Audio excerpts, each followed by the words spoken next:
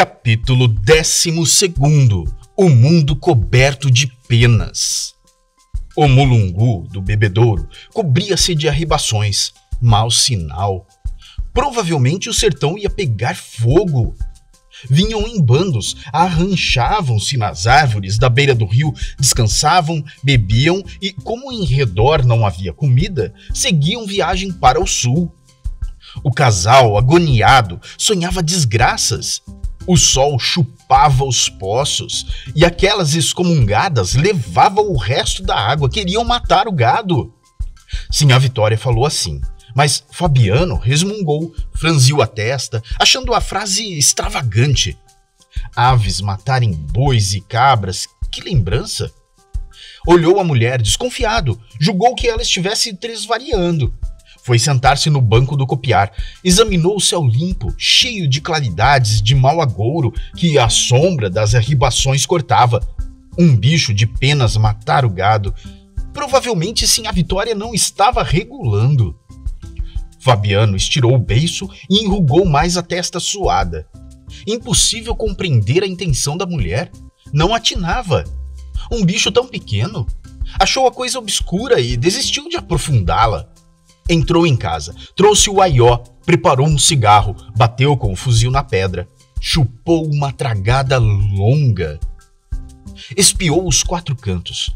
Ficou alguns minutos voltado para o norte, coçando o queixo. Que fim do mundo. Não permaneceria ali muito tempo. No silêncio comprido, só se ouvia um rumor de asas. Como era que Sinhá Vitória tinha dito? A frase dela tornou ao espírito de Fabiano e logo a significação apareceu. As arribações bebiam a água, bem. O gado curtia a sede e morria, muito bem. As arribações matavam o gado, estava certo.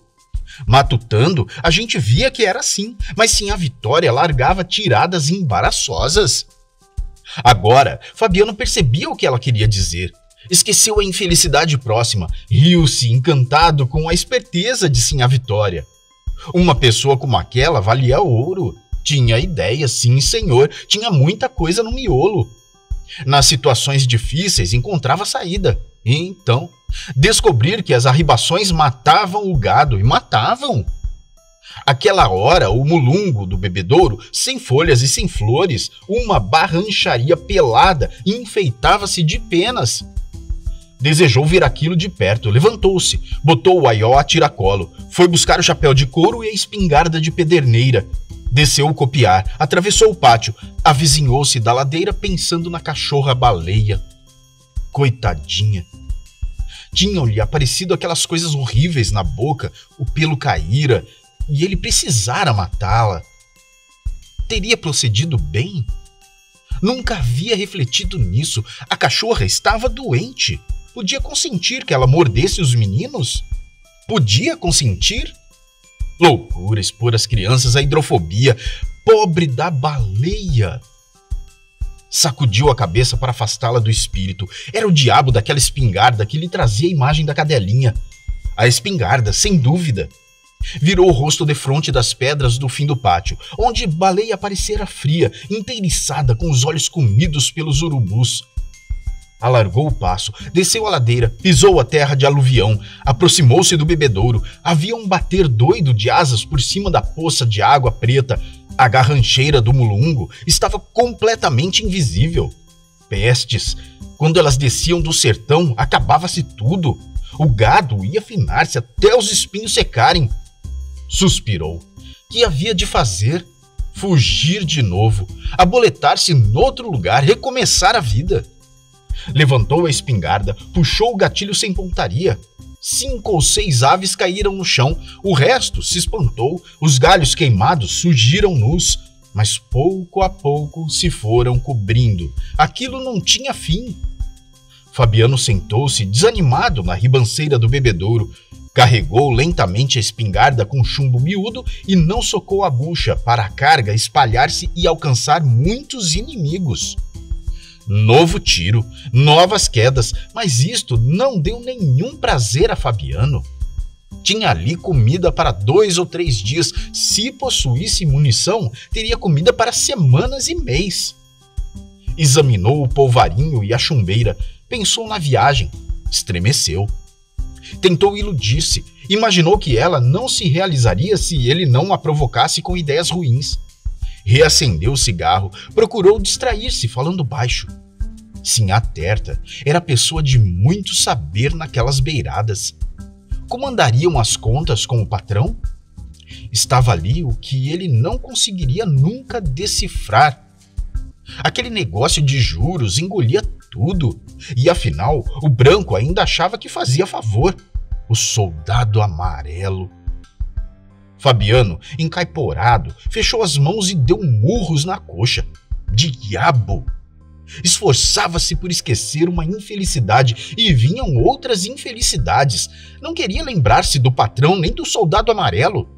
Mas lembrava-se, com desespero, enroscando-se como uma cascavel assanhada. Era um infeliz, era a criatura mais infeliz do mundo. Devia ter ferido naquela tarde o soldado amarelo, devia tê-lo cortado a facão. Cabra ordinário, mofino, encolhera-se em ensinar o caminho. Esfregou a testa suada e enrugada. Para que recordar vergonha? Pobre dele! Estava então decidido que viveria sempre assim? Cabra safado, mole. Se não fosse tão fraco, teria entrado no cangaço e feito misérias. Depois, levaria um tiro de emboscada ou envelheceria na cadeia, cumprindo sentença. Mas isto não era melhor que acabar-se numa beira de caminho, assando no calor, a mulher e os filhos acabando-se também. Devia ter furado o pescoço do amarelo com faca de ponta, devagar. Talvez estivesse preso e respeitado, um homem respeitado, um homem. Assim como estava, ninguém podia respeitá-lo. Não era homem, não era nada. Aguentava zinco no lombo e não se vingava. Fabiano, meu filho, tem coragem. Tem vergonha, Fabiano. Mata o soldado amarelo. Os soldados amarelos são uns desgraçados que precisam morrer. Mata o soldado amarelo e os que mandam nele. Como gesticulava com furor, gastando muita energia, pôs-se a resfolegar e sentiu sede. Pela cara vermelha e queimada, o suor corria. Tornava mais escura a barba ruiva. Desceu da ribanceira, agachou-se à beira da água salobra, pôs-se a beber ruidosamente nas palmas das mãos. Uma nuvem de arribações voou assustada. Fabiano levantou-se, um brilho de indignação nos olhos. Miseráveis! A cólera dele se voltava de novo contra as aves. Tornou a sentar-se na ribanceira, atirou muitas vezes nos ramos do mulungu. O chão ficou todo coberto de cadáveres, ia ser salgados, estendidos em cordas. Tencionou aproveitá-los como alimento na viagem próxima. Devia gastar o resto do dinheiro em chumbo e pólvora. Passar um dia no bebedouro, depois largar-se pelo mundo. Seria necessário mudar-se. Apesar de saber perfeitamente que era necessário, agarrou-se a esperanças frágeis. Talvez a seca não viesse, talvez chovesse. Aqueles malditos bichos é que lhe faziam medo. Procurou esquecê-los. Mas como poderia esquecê-los se estavam ali, voando-lhe em torno da cabeça, agitando-se na lama, empoleirados nos galhos, espalhados no chão, mortos? Se não fossem eles, a seca não existiria. Pelo menos não existiria naquele momento. Viria depois, seria mais curta. Assim, começava logo. E Fabiano sentia-a de longe. Sentia como se ela já estivesse chegado. Experimentava adiantadamente a fome, a sede, as fadigas imensas das retiradas. Alguns dias antes, estava sossegado, preparando látegos, consertando cercas. De repente, um risco no céu, outros riscos, milhares de riscos juntos, nuvens, o medonho rumor das asas a anunciar destruição. Ele já andava meio desconfiado, vendo as fontes minguarem, e olhava com desgosto a brancura das manhãs longas e a vermelhidão sinistra das tardes. Agora confirmavam-se as suspeitas. Miseráveis! As bichas excomungadas eram a causa da seca.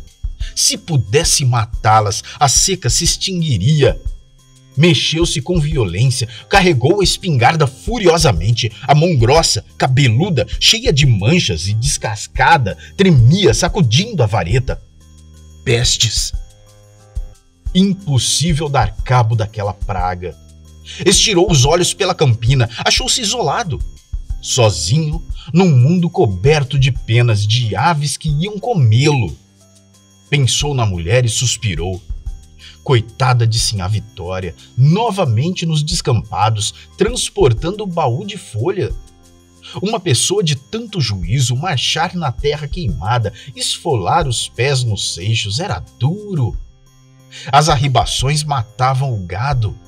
Como tinha Sinhá Vitória descoberto aquilo? Difícil. Ele, Fabiano, espremendo os miolos.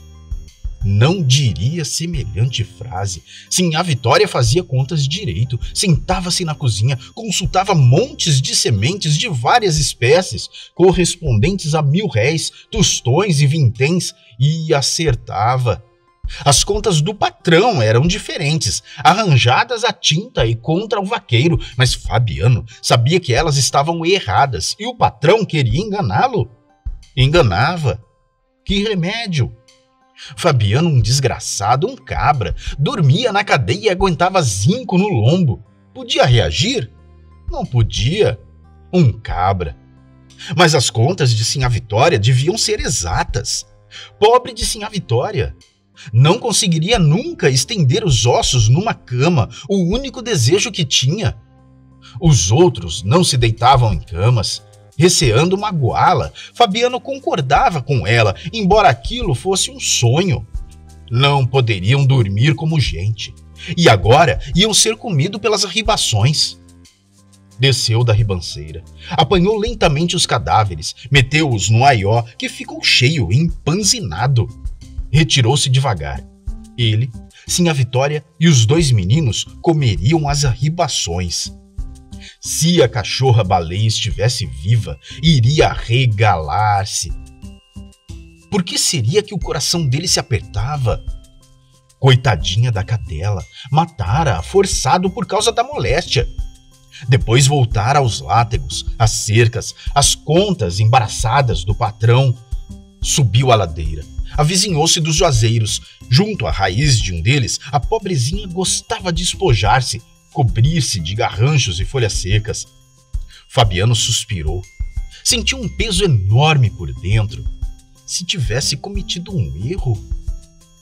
Olhou a planície torrada, o morro onde os preás saltavam. Confessou às catingueiras e aos alastrados que o animal tivera hidrofobia, ameaçara as crianças, matara-o por isso.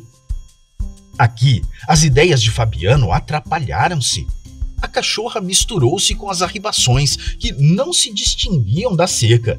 Ele, a mulher e os 2 meninos seriam comidos. Sinhá Vitória tinha razão, era atilada e percebia as coisas de longe. Fabiano arregalava os olhos e desejava continuar a admirá-la. Mas o coração grosso, como um cururu, enchia-se com a lembrança da cadela. Coitadinha! Magra, dura, inteiriçada, os olhos arrancados pelos urubus. Diante dos juazeiros, Fabiano apressou-se. Sabia lá se a alma de baleia andava por ali, fazendo visagem. Chegou a casa com medo. Ia escurecendo e àquela hora ele sentia sempre uns vagos terrores. Ultimamente vivia esmorecido, mofino. Precisava consultar Sinhá Vitória, combinar a viagem, livrar-se das arribações, explicar-se, convencer-se de que não praticara injustiça matando a cachorra. Necessário abandonar aqueles lugares amaldiçoados. Sinhá Vitória pensaria como ele, porque as desgraças eram muitas.